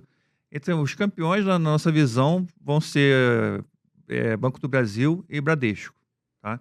Então, a gente tem para os dois aí uma expectativa de dividendos na faixa de 10%, podendo ser até mais, tá? Eu gosto mais do Bradesco, porque eu vejo ele mais descontado hoje no preço, né? Tem mais potencial de valorização. Eu acho que o Banco do Brasil não é que está caro, mas ele está praticamente no topo histórico. E enquanto o Bradesco está bem longe do seu topo histórico, então assim, tem um potencial ainda de valorização. Eu vejo um banco que pouca gente está falando, né, que é o BMG, que é um banco BMG que ele está lá esquecidinho, coitado, né? E é um banco que deve pagar também uns dividendos bons, na faixa de 10, acima de 2 dígitos E também. é barato, né? É barato. Exatamente. Teve um ano que foi um banco que mais pagou dividendo na minha carteira. Deu 18%. Eu acho que foi em 2023, 2024 também deu uns 12%. Então, assim, é um banco que também pode pagar aí mais de 2 dígitos, né? Então, acho que esses 3 aí... Mas acho que, em geral, os bancos estão baratos, né? Todos os bancos estão baratos. Não vejo, assim, um banco que eu olho e falo, pô, esse banco não dá para comprar porque está muito caro. Todos estão com um bom dividend yield, estão com um preço razoável. O Itaú está um pouquinho mais esticado, mas o Itaú está com muito lucro, muita rentabilidade. Sempre se supera Sempre o se Itaú, né? superando, está com yield de 8% aí, pode continuar. Então, acho que todos estão... Não tem nenhum banco caro hoje, mas esses aí são minhas preferências. O Bradesco e o BMG. E você, Miriam? Eu gosto de banco, né? Eu trabalhei em banco, né? Eu trabalhei no Banco do Brasil. Eu adoro o banco quando eles pagam a gente. Eu gosto de ser sócio e não gosto de ser cliente, né? E nem funcionário? E nem funcionário. Isso é legal. Porque eu falo do Bradesco, pessoal, Bradesco é uma droga, o Bradesco atende mal, o Bradesco, o cartão não funciona. Eu falo, cara, você não tem que ser, não é cliente do Bradesco, é dono do Bradesco. Você tem que gostar do banco. Eu tenho ações do Bradesco, eu fiz, comprei através de opções, uma operação que eu fiz, comprei agora a 11,30, ainda ganhei dinheiro na venda da put, ficou até mais barato que isso. Acho também que ele ainda está barato, ainda tem upside, tem potencial, ele está entregando resultado, o novo CEO está fazendo uma reestruturação, só que o resultado que ele entrega não é suficiente, porque como a taxa de juros está muito alta, o mercado quer mais e mais e mais. Por isso que ele está pouco a pouco valorizando, ainda tem muito espaço para destravar valor. O Banco do Brasil é um banco que eu gosto também. A maior posição em bancos hoje é Banco do Brasil. Eu meio que dobrei posição na última operação. Também foi via opções, comprei ali na casa dos R$24. Tá barato? Tá, porque tem o risco governamental, então o Banco do Brasil sempre vai estar barato. Sempre tende a pagar, se o governo mudar o payout, né, a direção do banco não mudar a proporção do quanto distribui de lucro, tende sempre a pagar bons dividendos. Itaú é o banco que eu mais gosto. Por quê? Porque o Itaú é a máquina. Ele parece que ele joga outro jogo. Ele não parece que ele não joga o mesmo jogo dos bancos, porque ele está sempre lá, superando. Quando sai resultado, né, tá para sair o resultado dos bancos essa semana, inclusive, você olha lá, veio em linha com o que o mercado esperava. Ou veio um pouquinho abaixo, veio ali na média do que todo mundo espera. O Itaú, assim, desde que eu me lembro de acompanhar banco, sei lá, mais de 10 anos de resultado de banco, aí ele sempre supera, ele vem sempre um pouquinho a mais. O mercado esperava 10, vem 10,5, vem 11. Esperava 11, vem 11,5. Cara, ele sempre consegue. Que você fecha o olho e fala, dá pra ir. Se fosse para fechar o olho assim, para não esquentar a cabeça, o Itaú. E o Banco do Brasil, ele geralmente tá barato, né? E um banco que também é assim, que joga um outro jogo, é o BTG, né? A BPAC, você olha lá, tá sempre entregando muito resultado, mas ela é uma ação de crescimento e não é uma ação de dividendos, é um banco mais voltado para crescimento. O Vicente falou do BMG, geralmente quando eu trabalho com os meus alunos fórmulas de valuation, planilha para buscar os ativos mais baratos na bolsa, eu crio planilhas com métricas de valuation, indicadores, geralmente o BMG é um dos bancos que aparece lá mais barato por N fatores de valuation, geralmente é uma oportunidade. Eu sou analista gráfico também, então eu gosto de jogar no gráfico e sempre que tem uma oportunidade lá, o BMG, eu já recomendei, inclusive, o BMG algumas vezes para os alunos por conta disso. Normalmente, por indicadores, ele tende a ficar barato. Mas o banco que eu mais gosto, Itaú, via Itaúsa, mas eu tenho muito Banco do Brasil e Bradesco. Eu estou bem posicionado nesses 3 bancos. Ah, dá para pegar bancos menores? Dá, mas eu também gosto de bancos maiores, de mais liquidez, porque eu opero via opções. Então, Sim. como eu faço trade com opções, protejo, alavanco, via opções, eu acabo preferindo o que tem mais liquidez. Aí o banco pequeno, você acaba não tendo liquidez, fica mais na compra e recebe dividendo, ou compra e espera subir. Eu particularmente, o que eu acho que, depois que você tem muito tempo, eu vou fazer 29 anos no final, 29 anos, eu vou fazer 46 anos no final do mês, dia Eu ia falar 29. que você tá acabado já, com 29 anos. Não, eu faço Meu susto aniversário. agora. Eu faço aniversário dia 29 Quando você falou agora. 29 anos, eu achei estranho. Tá acabado. Eu vou fazer 46 anos dia 29 e eu vou completar 29 anos investindo. Então são 29 anos investindo. Então eu já trilhei algum caminho, eu já tenho alguma história para contar. E o que eu aprendi? O que eu acho mais fácil? Operar ativos não cíclicos. Por exemplo, eu vou pegar o banco que mais vai valorizar. Não, eu prefiro aquele que vai me pagar de forma consistente e eu turbino o resultado desse ativo via opções, ou quando eu vejo no gráfico que o ativo vai cair, eu posso vender e recomprar. Na minha carteira eu não faço muito isso, porque como eu tenho uma posição grande, não adianta vender, porque eu vou ficar acima dos 20 mil reais de isenção do imposto de renda, eu vou pagar imposto de renda. Então eu procuro fazer esses movimentos via opções. Compro put, vendo call e rentabilizo a carteira. Aí eu pego aquele ativo que tá lá, calmo, tranquilo.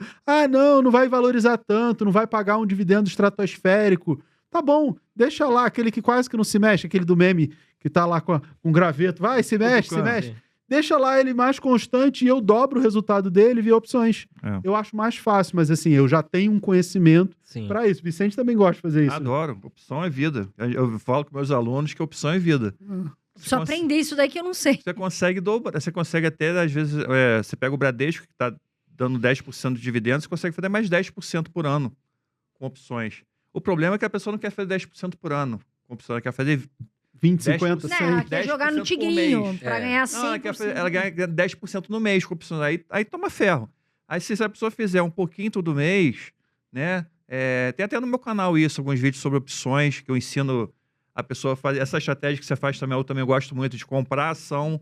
Em vez de comprar ação, você compra através de opções, através da venda de put. Então, eu chamo de compra remunerada, né? Você ganha... Tem até no meu YouTube tem um vídeo que é assim, eu ganhei R$2.000 para comprar ação do Itaú. Então, quem procurar lá vai ver. Eu fiz isso com o Bradesco, eu ganhei 40 mil para comprar o Bradesco a 11,30. Olha que beleza. Você ganhar dinheiro para comprar ação mais barata. Você ia comprar ação, por exemplo, vou dar uma dica para você que você... falou, quero aprender opções. Como é que funciona? Você tem a ação hoje, o Bradesco está R$13. Aí você fala, eu não quero comprar por 13, eu quero comprar por R$12,50. Aí você vende 1.000 puts, que é a quantidade de ações que você quer comprar, por 50 centavos. Você ganha 50 centavos, vai ganhar R$500, vai botar no bolso. E se a ação cair para o preço que você quer, R$12,50, você compra. Você tá protegido. Aí você compra por R$12,50. Você não quer comprar por 13, você quer comprar por R$12,50. Você vai comprar mais barato e ainda vai ganhar R$500. Entendeu? Sim. E se subir, você não compra e você fica com R$500. Aí você faz uma nova venda no mês que vem. Aí vai fazendo isso até você comprar a ação. Sim. Você vai todo mês ganhando dinheiro até você comprar a ação barata. Então, E no final das contas, se você juntar tudo que você ganhou, você acabou comprando muito mais barato. Exatamente. Aí o que você faz com esse dinheiro? Vai guardando 500. Quando você vai comprar, você pega esses 500 todos e compra da ação também. Sim. E você compra mais ações, entendeu? Então é uma forma de você ir rentabilizando a carteira, aumentando a posição de ações, de ações e ganhando também uma rendinha extra ali. Ai, que beleza. Então isso é muito legal. Então no meu canal tem bastante vídeo sobre isso. Quem quiser lá, canal Vicente Guimarães. O seu também tem, Nimeira? Tem. Então, dá uma olhada lá no nosso canal. Ela que vendo ali dá para entender melhor, né? Explicando assim é complicado. Tem aquela brincadeira do Whindersson Nunes, né? Eu até botei... explica a opção. Cara, aquela coisa que ninguém sabe o que é, ninguém sabe explicar e fica por isso mesmo. Agora, professores, Explica opções em 10 segundos, é assim. falamos as preferências de vocês em bancos e em elétricas, que o pessoal gosta muito também. Quais são as preferências de vocês no atual momento, né? Agora eu tô gostando de Eletrobras. Eletrobras está sendo... Eletrobras... Eu comprei recentemente e ganhei uma boa grana com a Eletrobras também. Tá meio barata a Eletrobras. É boa para as opções, né? É a melhor ação do mercado para as opções. Eu gosto também de CPFL também. CPFL está pagando um bom dividendo, está entregando bons resultados aí. Tá com a gestão Tem muita opção em elétricas, né, hoje em dia no Brasil aqui. Tem. E a CEMIG também está ficando com preço legal também. A CEMIG é uma que eu gosto muito. E nessa faixa de R$ 10 é que ela tá. Eu até, inclusive, eu não Tá, comprei. entrega bom Ó, eu dividendo. não comprei a CEMIG, eu vendi put para comprar a CEMIG. Então, se ela bater no meu preço, eu compro. Se não Sim. bater, beleza. Beleza, não compro. Vendi lá umas 30 mil puts, ganhei quase R$ 1 por put, ganhei um dinheirinho já. E se bater, eu compro. Né? Ah, que beleza. Então, CEMIG também eu acho que é uma que tá valendo a pena o pessoal dar uma estudada. E essas 3 hoje são minhas preferidas. E você, Mira? Eu acho que assim, para quem tá começando, vale a pena olhar a Taesa e Transmissão Paulista, porque são de transmissão e é um setor dos segmentos dentro da elétrica, geração, distribuição e transmissão, é mais conservador. Então, independente de preço, acho que vale a pena olhar para essas duas para quem está começando. Eu gosto muito de Engie, pela empresa que pela gestão, eu acho uma boa empresa. Mas se você for pensar em preço, é o que o Vicente falou, CEMIG caiu, Eletrobras deu oportunidade, até recuperou, porque como ela fez a desestatização, e aí o governo queria voltar, justiça e um monte de coisa, ela caiu. Só que ela fez uma série de reorganizações e a empresa se tornou mais eficiente. Então deu uma oportunidade quando caiu e até recuperou, você falou, ganhou dinheiro, justamente nesse movimento. Ela ainda tem coisas aí para crescer, ainda tem um caminho aí de crescimento. Claro que o governo é sempre um fantasma, por isso que o mercado acaba batendo mais no preço da ação, mas ela ainda tem valor, ainda tem crescimento. Mas é aquilo, o investidor ele tem que pensar, mais uma vez, o que ele quer? Mais segurança ou mais trade? Tá? E aí você quer buscar o que vai valorizar ou aquilo que é mais tranquilo, mais conservador?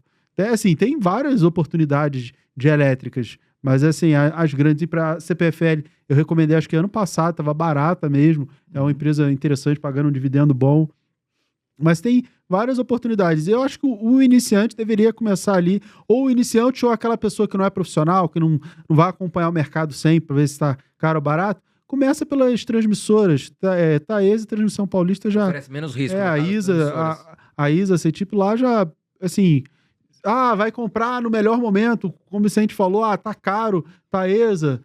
Tá bom, mas você vai comprar. Se você comprar todo mês, você vai fazer um preço médio bacana e ainda vai ter uma boa empresa. e tá vai tudo ter bem. uma ótima empresa, né? Você vai ter uma boa empresa. Quando o pessoal do buy and road, eu sou trader, né? Então eu não posso falar que eu sou buy and road, embora eu carregue os ativos por muito tempo. Muita gente fala, preço importa. Preço não importa. O pessoal do buy and road diz que o preço não importa. Por que o preço não importa? Assim, eu acho que importa porque eu sou analista e trader, então eu não posso dizer que o preço não importa. Mas quem defende que o preço não importa, fala isso por quê? Porque se você compra uma boa empresa ao longo de 20 anos, o preço dela hoje pouco importa. Porque o governo hoje, tá bom, mas qual vai ser o presente daqui a 20 anos? Sim. Se você está comprando por longo prazo e, principalmente, comprando todos os meses, pouco importa quanto você está pagando hoje. Importa se é uma empresa endividada, se a empresa vai quebrar, se ela é bem gerida, se ela vai continuar uma boa empresa durante longo tempo. Quando a gente fala de elétricas, que elas têm concessões de 20, 30 anos, você sabe que daqui a 20, 30 anos, pelo menos aquilo ali ela tem. Uhum. Então, ela não é uma empresa que vai desaparecer do nada. Ela tem uma receita ali. É diferente de uma empresa de varejo. Independente da empresa, a gente já viu várias empresas de varejo quebrarem. Então é difícil você projetar o futuro de uma empresa de varejo, de comércio aí de linha branca, para daqui a 20, 30 anos. Uhum. Agora, uma elétrica, ninguém vai parar de usar energia elétrica, ninguém vai parar de usar o saneamento, elas têm concessões. Seguros. Então é muito mais fácil. Você compra todos os meses uma boa empresa, independente do preço, você vai fazer um bom patrimônio. Mesmo porque, se você está procurando só a diquinha daquilo que vai... crescer e não sei o que, você pode acabar não comprando nada nunca. E aí, quando você vai comprar, é porque subiu muito. Aí tem aquela FOMO, você, não posso ficar de fora, e você compra um negócio só porque subiu, e aí quando cai, você vende, e você não tem a disciplina de todos os meses comprar um bom negócio. Você não está comprando uma empresa, você está comprando um negócio, você está virando sócio de um negócio, todos os meses você compra ao longo de 10, 20 anos. Não tem como dar errado. Se você fizer isso na Bolsa com boas empresas, não tem como dar errado. Porque o crescimento da Bolsa é o crescimento da economia, é o crescimento da sociedade. mais pessoas nascem, mais consumo, a inflação é refletida na valorização das ações, porque se a gente tem inflação, significa que os preços estão subindo. Que preços? Dos produtos que estão no supermercado, que são produzidos pelas empresas que estão na bolsa. Sim. Então você tem a cotação sendo, eu não diria beneficiada, mas influenciada pela inflação. A inflação é gerada dividendo pelo também. produto. E o dividendo também. Também corrige pela inflação. De forma nominal, na mesma proporção que deveria ser. Não, é mais nominal, mas o dividendo, o lucro da empresa aumenta nominalmente, o dividendo aumenta nominalmente quando a inflação aumenta. Por quê? Porque a inflação é aumento de preço do produto produzido por aquela empresa. Então, se ela está vendendo mais caro, o custo dela provavelmente aumentou, mas o percentual que ela paga de dividendo, ele vai se manter o mesmo, mas nominalmente, o valor nominal, ele vai ser maior. Então, o dividendo que você recebe também é maior. Só falando uma observação, né, que você falou, o Warren Buffett se aposentou agora, ele é buy and hold, né? Mas o Warren Buffett... Em teoria, né? Em teoria. Em teoria. Porque ele fala que tem que manter ação para a vida toda, aquela coisa toda. E ele falou isso. Ele vende ele não fica mais de 10 anos com a ação. Se você olhar lá, tem que levar para a vida inteira, mas a vida inteira dele não dá 10 anos. O velho é danado, Não, mas eu digo que ele é o maior trader da história. Né? O Warren Buffett é o maior trader da história. É bom marqueteiro também, porque todo mundo acredita que ele toma 3 Coca-Colas por dia. Ele já tá vivo, né? Claro com 94 não, ele só fala porque ele é o maior sócio da Coca-Cola, um dos maiores sócios da Coca-Cola. Mas essa questão que no Brasil criou-se essa imagem, eu sei que para você preço importa, para mim também, que buy and hold preço não importa. Eu não sei por que no Brasil se criou essa ideia, né? Que para buy and hold preço não importa. Eu vi, para buy and hold terraplanista, preço não importa. O cara que terra plana, o cara que toma chá de cogumelo, né? Que é meio loucão. Porque, assim, claro que eu entendo que se você tem uma ação que está barata, uma que está cara, óbvio, é melhor você comprar que está barata. Claro. Não faz sentido você comprar que está cara. E a que está barata não é que está R$5. Às vezes a ação está R$5 e está caro. Sim. E a que está 10 está barata. E a que está 10, e a que está 80 está barata. Então as pessoas acham, então vou comprar ação de R$3, porque R$3 está barata. Não, é barato em relação a ela mesma, não em relação a outra. Então tem que ter uma análise mínima de valuation para você entender se a ação está cara ou barata. Então, sim, lógico, como o Mira falou, para o cara que está começando, ele não vai saber valuation. Ele não vai saber calcular o valuation. Então, para ele ir nas ações mais tradicionais, mais básicas, e comprar todo mês, ele vai estar pelo menos botando o pé na água e quebrando o gelo, que é o mais importante. Perder o medo, né? E sentir realmente na pele ali a oscilação das ações. E se a ação cair, é até bom, porque ele vê que a ação não valoriza o tempo todo, tá? Mas eu acho que sim, eu acho que essa questão do preço é fundamental para o investidor no longo prazo, porque ele consegue comprar ações...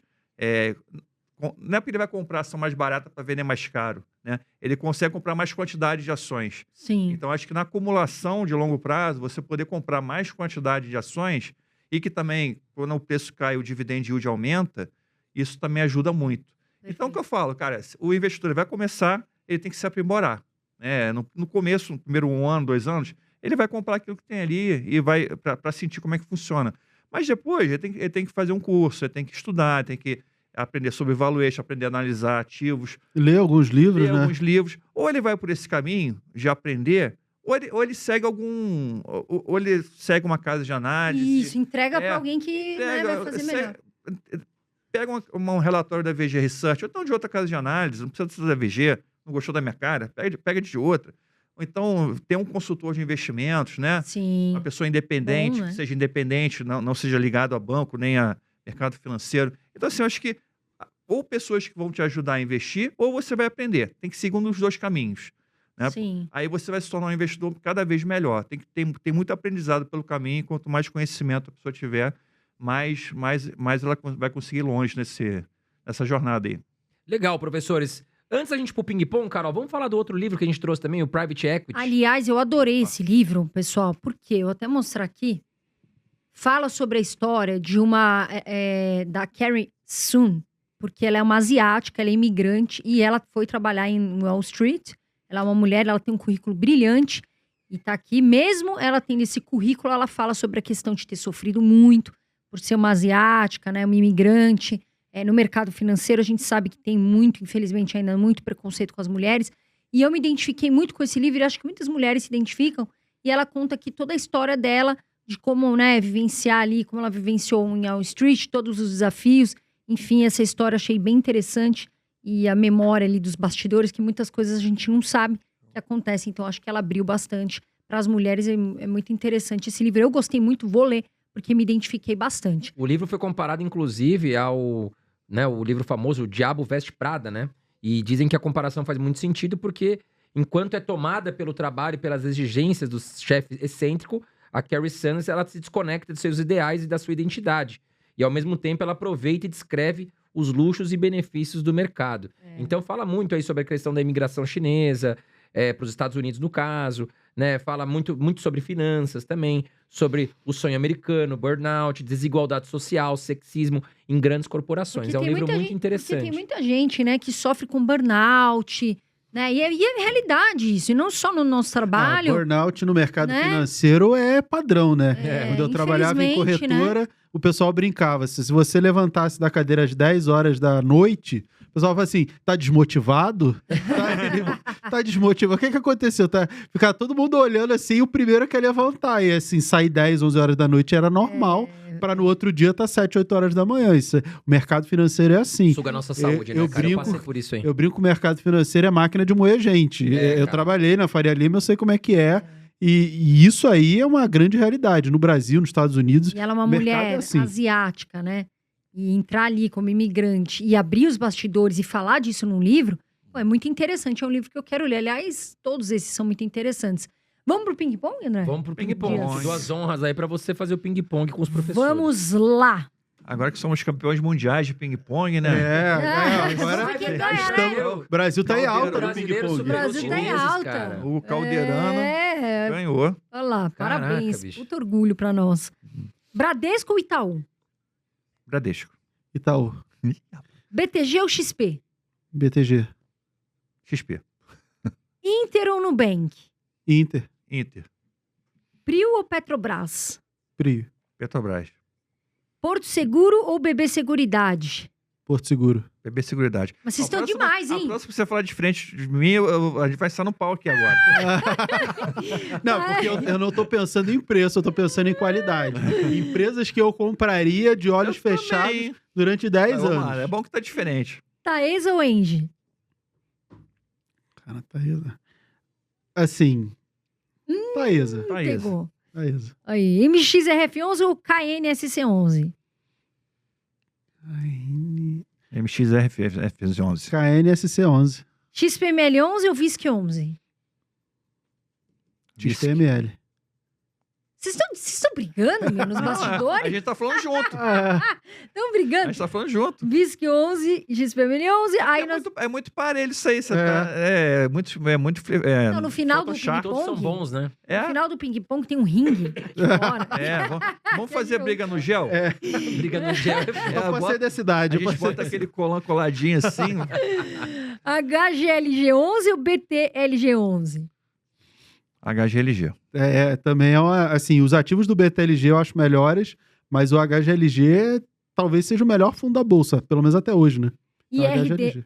Perdão, professor. IRDM11 ou VRTA11? Eita.